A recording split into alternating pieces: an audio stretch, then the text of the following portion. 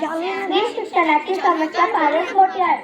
लेख वाचवा, लेख वाचवा, लेख वाचवा. जन्म आईचा बाईचा भोगराईचा, जन्म आईचा बाईचा भोगराईचा, एकच आईचा आईचा भोगराईचा.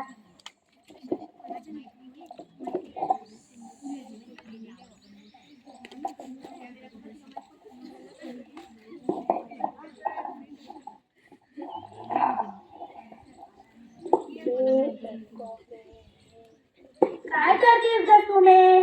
अभ्यास करते बाई. घरात इतकी कामे पडली ती कोण करणार? धुणं धुवायची, भांडे घासायची ती कोण करणार? तुझा बाप करणार. मी अभ्यासाला बसली की हे काम कर ते काम कर असंच असतं. हे पुस्तक दे, त्यानं काम कर. तुम्ही काय करताय? पोरीवर काय ओरडताय? तुमची राहती कन्या बघा. काम असता, काम असता, काम काही कमी नसतात. शाळेत किती हुशार आहे ती.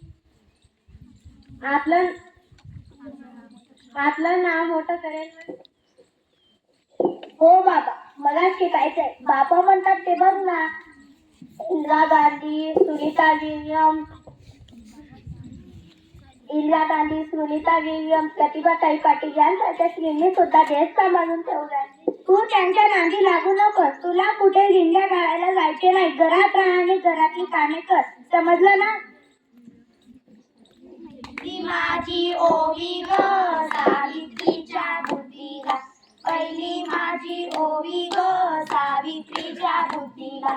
स्त्रियांच्या शिक्षणाचा पाया तू घातला, स्त्रियांच्या शिक्षणाचा पाया तू घातला.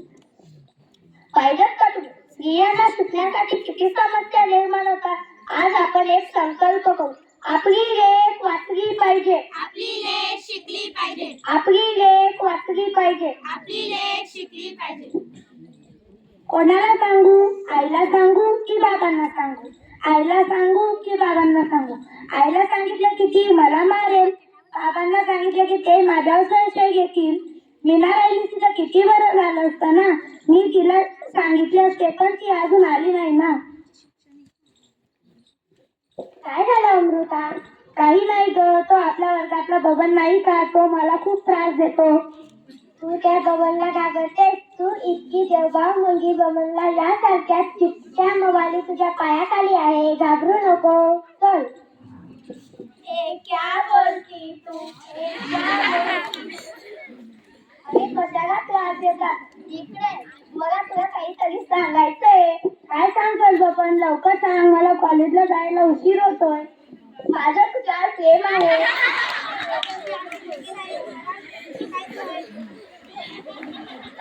अमृता हो म्हणणार नाही, अमृता हो म्हणणार नाही, अमृता हो म्हणणार नाही.